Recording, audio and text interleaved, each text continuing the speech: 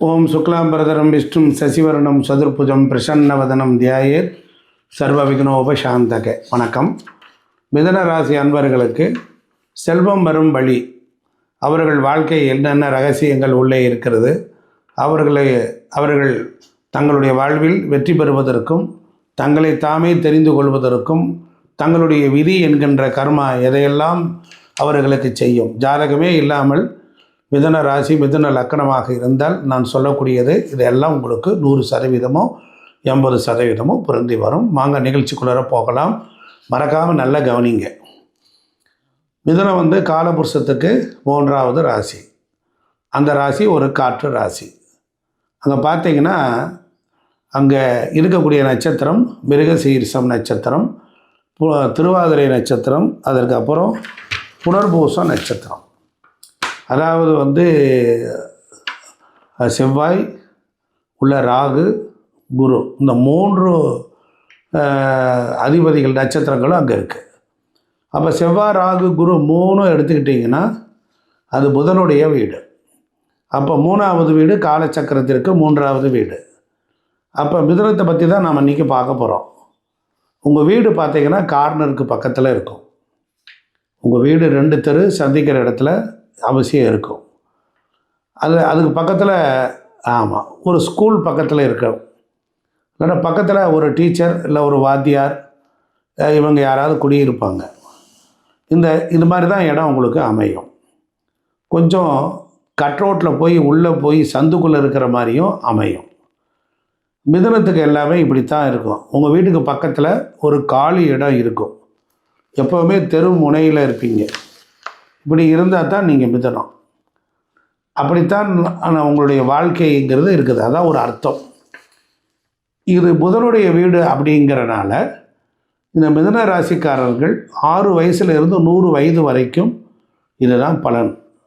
அதாவது புதனோட வீடு. இந்த பிறவியில் நீங்கள் ஏன் மிதுனமாக பிறந்தீங்க, வேறு ராசியில் பிறந்திருக்கலாம் இல்லையா? அப்போ அதுக்கு என்ன காரணம்னா போன பிறவியில் சொத்துக்களை ஏமாற்றியது. போன பிறவியில் சொத்துக்களை ஏமாற்றியது, உடன்பிறப்புகளை, இளைய சகோதர சகோதரியை ஏமாற்றியது. அதுதான் இந்த போன ஜென்ம பிறவியில் இதெல்லாம் நடந்திருந்தால் இந்த பிறவியில் உங்களுக்கு மிதுன ராசியில் ஜனனம்ங்கிறது ஒரு கான்செப்ட். இதுதான் இந்த கர்மாவே இருக்குது. இதுதான் காலபுருஷ தத்துவம் வைத்திருக்கு. இல்லைன்னா காலச்சக்கரத்துக்கு 3ஆம் இடத்துல நம்ம பிறக்க முடியாது. ஒரு குரு ராகு காம்பினேஷன் அப்படின்னா குழந்தைகள் விஷயத்தில் ஒரு கசப்பு உங்கள் வாழ்க்கையில் இருக்கும். உங்களுடைய குழந்தைகள் அப்போ நல்ல அறிவாளிகளாக இருப்பீங்க, நல்ல இன்டெலிஜெண்ட்டாக இருப்பீங்க. அதெல்லாம் புதனுடைய வீடு. அப்போ படிப்பு அறிவு ஒரு விஷயத்தை ஹேண்டில் பண்ணுறதுங்கிறது உங்களுக்கு ரொம்ப யூனிக்காக இருக்கும். உங்களுக்கு நீங்களே பிரயோஜனம் இல்லாமல் போயிடுவீங்க. உங்களால் தான் மற்றவங்க வாழ்க்கையில் வளருவாங்க. உங்களால் மற்றவங்களுக்கு தான் பிரயோஜனம். அப்போ பாருங்கள், ஒரு 10 நிமிஷம் நீங்கள் பேசுகிறீங்கன்னா 9 நிமிஷம் கூட மற்றவங்களுக்கு நீங்கள் அட்வைஸ் பண்ணிக்கிட்டு தான் இருப்பீங்க. மிதுனம் யாருடைய அறிவுரையும் கேட்காது. இதுதான் ரகசியம். அப்போ இந்த மிதுனத்தினுடைய மைனஸே பிறருடைய அறிவை யாரும் கேட்க மாட்டாங்க. அதே போல் உங்கள் குடும்பத்திலையும் சரி, உங்கள் உறவுகள்லேயும் சரி எடுத்துக்கிட்டிங்கன்னா அங்கே ஜெமினின்னு வர்றதுனால அங்கே இரட்டையர்கள் இருப்பாங்க. உங்கள் நண்பர்கள்லேயோ உறவுகள்லேயோ சொந்தக்காரங்கள்கிட்டையோ பக்கத்து வீட்டிலையோ கூட இரட்டை குழந்தைகள் பிறக்கிறதுக்கு வாய்ப்பு உண்டு. உங்களை வம்சாவளியிலேயே உங்கள் பங்காளிகளில் கூட இருக்கலாம். அதே போல் உங்கள் இடத்துல 2 குணம் இருக்கும். அந்த குணத்தை உங்கள்கிட்ட இரட்டைப்படைத்தன்மையை உங்கள்கிட்ட மாற்ற முடியாது. அப்போ அதே போல் உங்களால் சோகத்தை வெளிக்காட்டவே மாட்டீங்க. எப்போவுமே கெத்தாகவுமே இருப்பீங்க. யார்ட்டையும் வெளியில் சோகத்தை சொல்ல மாட்டேன். இப்போ மிதுனத்தோட அவங்க அப்பா தான் அவங்களுக்கு இருப்பாங்க. அதாவது உங்களுக்கு கஷ்டமே வராதா அப்படிங்கிற அளவுக்கு நீங்கள் இருப்பீங்க. அதே போல் தசாவதாரத்தில் வரக்கூடிய ராமபிரானுடைய நட்சத்திரமும் மிதுனம்தான். அப்போ கடவுள் அவதாரமாக இருந்தால் கூட கஷ்டங்களை பார்த்தீங்கன்னா வனவாசம் 14 வருஷம் இருந்தாலும் நிறைய ஓட்டங்கள் சிரமங்கள்னு இருந்தாலும் அப்போ வாழ்க்கையில் மிதுனம்னாலே ஒரு போராட்டம் அப்படின்னு வச்சுக்கோங்க. இல்லாத உங்கள் வாழ்க்கையை வாழ விடாது. இதுதான் உண்மை. உங்கள் ராசி அதிபதியோட 4 குடையவரான புதனாகவும் வர்றார். மிதுன ராசிக்கு 4ஆம் இடம் கன்னி, அதுக்குரிய அதிபதி புதன். அப்போ ராசிநாதனும் 4ஆம் வீட்டு அதிபதியும் புதனாக வருவதனால் ஒரு காணி நிலமாவது உங்களுடைய சொத்து இருக்கும். சின்னதாவது இருக்கும், சிம்பிளாவது இருக்கும். இல்லை என்றால் நீங்கள் நல்ல சொத்துக்களோடு வாழ்ந்தவங்களாக இருப்பீங்க. அறிவாளிகளாக, ஞானிகளாக, புத்திசாலிகளாக, சகோதர பாசம் நிறைந்தவர்களாக இருப்பீங்க. ஒரு 15 வருஷத்துக்கு முன்னாடி சின்னதாக ஒரு இடம் வாங்கி வச்சுருக்கோம் அப்படிங்கிற மாதிரி இல்லை, படிச்சுக்கிட்டு இருக்கணும் அப்படிங்கிற மாதிரி வாழ்க்கை இருக்கும். ஒரு 2-3 டிகிரியாவது வாங்கியிருப்பீங்க. படிப்பின் மேலே ஆர்வம், புத்தகம் எழுதுறது, டைரியில் எழுதி வைக்கிற பழக்கங்கள்லாம் அவங்கக்கிட்ட இயற்கையாகவே இருக்கும். ஒரு டெக்னிக்கலான ஒரு ஆளாக தான் நீங்கள் இருப்பீங்க. அதே போல் ராசியாதிபதி நீச்சமாகிற இடம் பார்த்திங்கன்னா இடம் அப்போ 10 தொழில், அப்போ தொழிலை நிறைய போராட வச்சிடும். ராசியாதிபதியே உச்சமாகிற இடம் 4ஆம் இடம். அப்போ தாய் வழி சொந்தங்கள் உங்களுக்கு எப்போவுமே சப்போர்ட். ஏதாவது சித்தப்பா பெரியப்பா எல்லாம் வந்து தாய் மாமன் எல்லாம் கூட வந்து உட்காந்துக்குவாங்க. அப்படி இவங்களுக்கு சில நேரங்களில் வாடகை வருமானம் உதவும். ஏதாவது வண்டியை வாடகைக்கு விட்றேன், வீடு வாடகைக்கு விட்றேன் அப்படின்னு இருக்கும். அம்மாவுக்கு சதா சர்வ காலமும் ஒரு ஹெல்த் இஷ்யூஸ் இருந்துக்கிட்டே இருக்கும். ஏன்னா 2ஆம் அதிபதி அது பாதகாதிபதி அங்கே போய் தான் உச்சமாகிறார். அதனால் மிதுனத்துக்கு கெட்ட பழக்கம் வராமல் பார்த்துக்கணும். தேவையில்லாத போதை வஸ்துக்கள், புகையிலை, அது மாதிரி எல்லாத்தையும் சுருட்டி வாய்க்குள்ளே வைக்கிறது, இதெல்லாம் இருந்தீங்கன்னா உங்களுக்கு நிறைய வியாதிகள் வந்துடும். அப்போ மிதுனத்தில் யாராவது பிறந்தாங்கன்னா சின்ன வயசில் பென்சில் சாப்பிட்றது, மண் சாப்பிட்றது அப்படிங்கிறது, ஏன்னா அது பூமியினுடைய வீடு, நிலராசி. அப்போ அதே போல் விபூதி எடுத்து வாயில் போட்டுக்கிறது, இதெல்லாம் மிதுனத்துக்கு பிடிக்கும். மிதுனத்துக்கு மண்ணை கண்டாலே பிடிக்கும், மண் வாசனையும் பிடிக்கும்.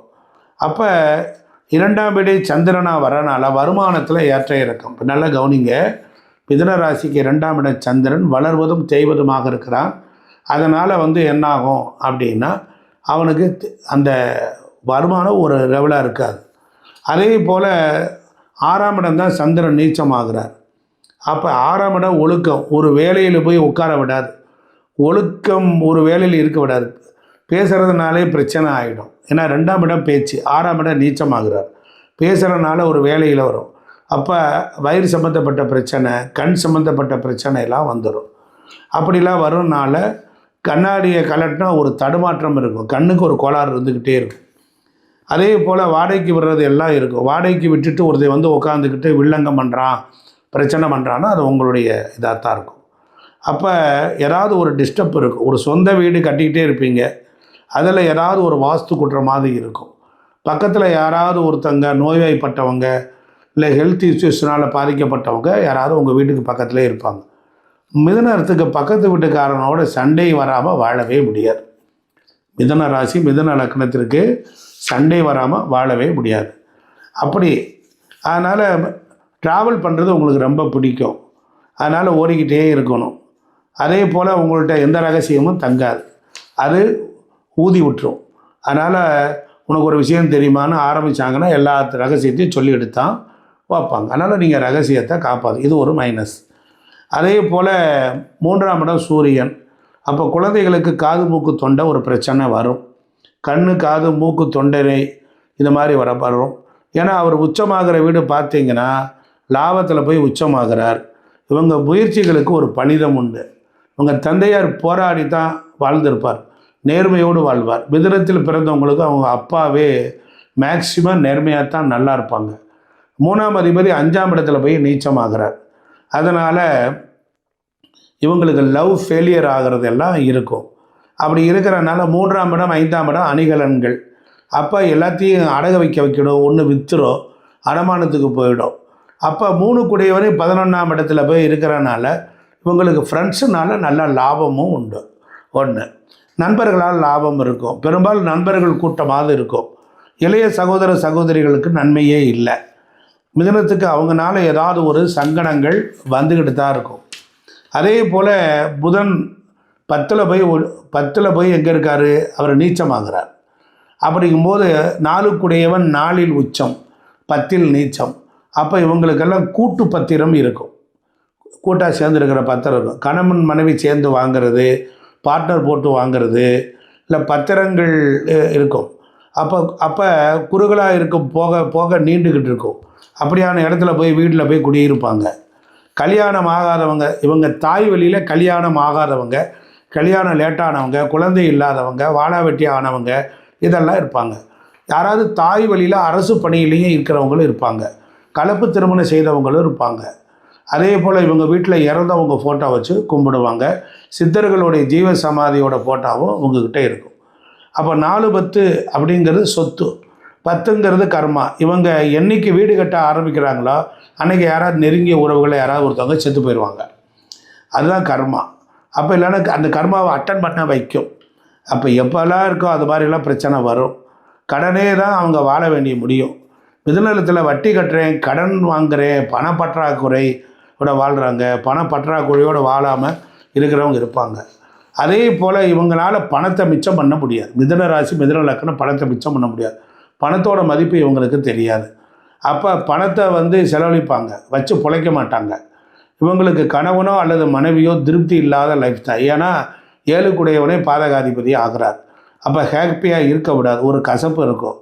5ஆம் அதிபதியான சுக்கிரன் பொறுத்தளவில் 5க்கும் 12க்கும் இவங்க பூர்வீகம் விட்டு ஒரு குழந்தை பிறந்து இறக்கிறது, டிஎன்டி பண்ணுறது, அபார்சன் ஆகிறது, குழந்தைகளால் ஒரு மனக்கசப்பு வர்றது, இதெல்லாம் இருக்கும். அப்போ இவங்களுக்கு உயர்கல்வி பாதியிலே படிப்பை நிறுத்துறது, சப்ஜெக்டை விட்டுட்டு வேறு படிப்பு படிக்கிறது, இதெல்லாம் இவங்கக்கிட்ட தொடர்பு இருக்கும். கல்யாணத்துக்கு அப்புறம் கணவன் மனைவி அந்யோன்யம் நல்லாயிருக்கும். அந்யோன்யம் ஏன்னா அதுக்கப்புறம் ஒன்று மனைவி ரொம்ப லவ் பண்ண கணவனாரை விட்டுருவார், கணவர் ரொம்ப மனைவியை நேசித்து மனைவி விட்டுரும். அதனால் அந்யோன்யம் குறைவு தான். கல்யாணத்துக்கு அப்புறம் மிதுன ராசிக்காரங்க கணவனை நேசிப்பாங்க. அப்படிங்களா? அப்போ இந்த மாதிரி வாழ்க்கையில் இந்த மிதுன ராசி, மிதுன லக்னம் உழைப்புக்கு தகுந்த ஊதியம் இருக்காது. அதே போல் இவங்களுக்கு குலதெய்வங்களே பார்த்திங்கன்னா கொஞ்சம் லாங்காக போயிட்டு வர்ற மாதிரி தான் இருக்கும். பக்கத்துலேயே சாமி இருக்கிறதுனால கூட அதனுடைய மூலம் எங்கேயாவது இருக்கும். சித்தர் வழிபாடு சொன்னீங்க இல்லையா, மோஸ்ட்லி இவங்க இருப்போம். இப்போ மிதுனத்தில் பிறகு இறந்தவங்களோட சாமியை கும்பிட்டுட்டு இருப்பாங்க. பாட்டனார் அப்பாவை போல் இவங்களுக்கு வருஷம் படையல் போட்டு கும்பிட்றது, கன்னிகளை தெய்வங்களை கும்பிட்றதுன்னு இருப்பாங்க. அதுதான் இவங்களே வாழ்த்தும், அதுதான் இவங்களே உயர்த்தும். அது மாதிரி விடுபட்டு இருந்தால் நீங்கள் அதை கடைப்பிடிக்கலாம். அதே போல் 2 கூடியவனே நீச்சம். 2 கூடியவன் எங்கே நீச்சம் ஆகிறாரு? உழைப்புக்கு தகுந்த ஊதியம். 2ஆம் இடத்துக்குரிய சந்திரன் மிதுனத்துக்கு 6ஆம் இடத்துல நீச்சம். அப்போ வேலை செஞ்சால் ஒரு 26 கொடுத்துக்கிட்டு இருப்பாங்க மிதுனத்துக்கு மட்டும். இவங்கக்கிட்ட நிறைய வேலையெல்லாம் வாங்கிக்கிட்டு கொஞ்சமாக தான் பணம் கொடுப்பாங்க. அப்போ வேலைக்கு தகுந்த உழைப்புக்கு தகுந்த ஊதியத்தை அந்த கிரகம் கொடுக்காது. சம்பாதிக்கிறதுல ஒரு பகுதி வட்டி கட்டுறது, நகை அடமானத்துக்கு போகிறது, இப்படி எல்லா பிரச்சனைகளும் அவங்களுக்கு வந்துக்கிட்டே இருக்கும். அதனால் விஆர்எஸ் வாங்குறது, அரசு பணியில் இருந்தால் விஆர்எஸ் வாங்குறது, இப்படி ஒரு தாய்மாமனில் ஒரு 3 தாய்மாமனாவது அவங்களுக்கு உறவு இருக்கும். தாய்மாமனோட உறவு இல்லை, பிரச்சனை இருக்குது. அப்போ சில நேரம் தாய்மாமனுக்கு புத்திர தோஷங்கள்லாம் இருக்கும், இதெல்லாம் வந்துடும். அப்போ இவங்களுடைய வாழ்க்கையில் எடுத்துக்கிட்டிங்கன்னா 7ஆம் அதிபதி 10ஆம் அதிபதி ஆகிறார். அப்போ 7ஆம் இடம்ங்கிறது குரு, தனுசு ராசி, 10ஆம் இடம் என்பது மீனம். அப்போ மனைவின் பேரில் தொழில் பண்ண, வில்லங்கத்தை சம்பாதிக்கிறது, இப்படியெல்லாம் மேக்சிமம் இவங்களுக்கு வந்துடும். அவசரப்பட்டு ஒரு முடிவு எடுக்கக்கூடாது. ஆமாம், அதனால் இவங்க கூட்டு தொழில் செய்யக்கூடாது. வெளிநாட்டு பயணம் பண்ணுறதுக்கு அதிகமாக விரும்புவாங்க. வெளிநாட்டில் போய் வேலை செய்ய 2ஆம் இடமே சந்திரனோட வீடாக இருக்கிறனால 2 கூடையவன் போய் உச்சமாகிற இடம் 12. அதனால் அப்போ வெளிநாட்டு வருமானம் நல்லது. இரவு நேரம் வேலை பார்ப்பாங்க, நைட்டு முழிச்சிட்டு வேலை பார்ப்பாங்க. அதனால் 7 கூடையவன் 8ல் நீச்சமாகறனால அப்போ மனைவிக்கு ஒரு ஹெல்த் இஷ்யூ வரும், கணவருக்கு ஒரு ஹெல்த் இஷ்யூ வரும். கணவருக்கு இல்லை மனைவிக்கு ஏதோ ஒரு நோய் உட்காந்துக்கும். அதனால் இதெல்லாம் ரொம்ப கவனமாக இருக்கணும். அதே போல் 9 கூடையவன் 8 கூடையவன் ஆகிறார். அப்பாவுக்கு சர்ஜரி, விபத்து, ஃப்ராக்சர் வர்றது, இந்த மாதிரியான ஸ்கின் தொந்தரவு வர்றது, கடன் நெருக்கடி வர்றது, இப்படி பிரச்சனையோடு தான் ஓடவே முடிகிறது. அப்போ பாருங்கள், இவங்களுடைய வாழ்க்கையில் 10ஆம் இடம் ஜீவன கர்மா, தொழில் ஸ்தானம். 10 கூடையவர் குரு, அவர் 2ல் உச்சம். ஒருத்தங்கிட்ட அடிமையாலாம் அவங்க இருக்க மாட்டாங்க, தொழில் செய்ய மாட்டாங்க. அப்போ எப்போவுமே கண்ணியமாக தான் இருப்பாங்க. அப்படி இருக்கிறனால வெளிநாட்டு வருமானமும் இவங்களுக்கு வரும். அதே போல் மூத்த சகோதரி, நண்பர்கள், கொஞ்சம் வயசில் இறந்தவங்க இருப்பாங்க. ரொம்ப க்ளோஸ் ஆன ஃப்ரெண்டு ஒரு ஆக்சிடெண்ட்டில் இறந்துருப்பார். இப்படியெல்லாம் இவங்களுடைய வாழ்க்கையை வரும். நண்பரை நம்பி வருமானம் பண்ணணும், பணம் போட்டாருன்னு சொன்னால் ஏமாந்து போவாங்க. இவங்க தான் இவங்க அறிவை நம்பிக்கொள்ள வேண்டும். அப்போ பேராசைப்படக்கூடாது, பிரம்மாண்டமாக போகக்கூடாது, கடன்களை பெருசாக வாங்கக்கூடாது அப்படிங்கிறதெல்லாம் இருக்குது. 12 கூடையவன் சுக்கிரன் அவன் போய் 10ல் உச்சமாகறனால வெளிநாடு, எக்ஸ்போர்ட்டு, இம்போர்ட் தொழில் எல்லாம் இவங்களுக்கு நல்லாயிருக்கும். வெளிநாட்டில் வேலை செய்கிறது நல்லாயிருக்கும், டிரான்ஸ்போர்ட் துறை செஞ்சால் நல்லாயிருக்கும், இறக்குமதி ஏற்றுமதி இதெல்லாம் அவங்களுக்கு நல்லாயிருக்கும். இப்போ 12 கூடையவன் நீச்சமாகிற 4ஆம் இடனால ஒரு சொத்து வாங்கி வில்லங்கமாகி விற்கிறது, விரயம் பண்ணி விற்கிறது, இடம் வாங்கி விற்கிறது, கார் வாங்கி விற்கிறது, முதல் கார் முதல் சொத்து திருப்தி இல்லாமல் போகுதல், இது மாதிரி எல்லாம் வரும். தாயாருக்கு அடிக்கடி ஹெல்த் இஷ்யூ எல்லாம் வரும். இதெல்லாம் அந்த மாதிரியான விஷயங்கள் இப்படியெல்லாம் இருக்கிறத தெரிஞ்சுக்கிட்டீங்களா? இப்போ உங்களுக்கு வெற்றி தரக்கூடிய விஷயங்கள் சொல்கிறேன். அப்போ உங்களுக்கு மிருகசீரிஷம் நட்சத்திரம் மிதுன ராசியில் இருக்குது. அஸ்வினி, மகம், மூலம் இதெல்லாம் நட்சத்திரம், இதெல்லாம் உங்களுக்கு சாதகமாக இருக்கும். திருவாதிரை, சதயம், சுவாதி இதெல்லாம் உங்களுக்கு சம்பத்து, பணத்தை அள்ளி கொடுக்கும். பூசம், அனுசம், உத்திரட்டாதி நல்ல சேமமான வாழ்க்கையை கொடுக்கும். திருவாதிரை நட்சத்திரக்காரர்களுக்கு பரணி, பூரம், புராடம் நல்ல உங்களுக்கு சாதகமாக இருக்கும். புனர்பூசம், விசாகம், பூரட்டாதி நிறைய சம்பத்தை கொடுக்கும். ஆயில்யம், கேட்டை, ரேவதி திருவாதிரக்காரங்களுக்கு நல்ல சேமத்தை கொடுக்கும். புனர்பூச நட்சத்திரம் 3 பாதம் இருக்குது. அஸ்வினி, மகம், மூலம் இதெல்லாம் வாழ்க்கையில் நல்ல சேமத்தை கொடுக்கும். புனர்பூச நட்சத்திரக்காரர்களுக்கு கிருத்திகை, உத்திரம், உத்திராடம் நல்ல சாதகமாக இருக்கும். பூசம், அனுசம், உத்திரட்டாதி சம்பத்து இது எல்லாம் இந்த சனியினுடைய நட்சத்திரங்கள் 3 உங்களுக்கு அள்ளி கொடுக்கும். அதனால் அந்த ஓரையில் செய்தாலும் நீங்கள் தோற்று போக மாட்டீர்கள். நேயர்களே, இந்த வீடியோ உங்களுக்கு பிடிச்சிருக்குன்னு நினைக்கிறேன். இதை நீங்கள் பார்த்து ரசியுங்கள். மேலே ஏதாவது ஒரு தேவை இருந்தால் நம்ம மீண்டும் அடுத்த இதில் சந்திப்போம். நன்றி, வணக்கம்.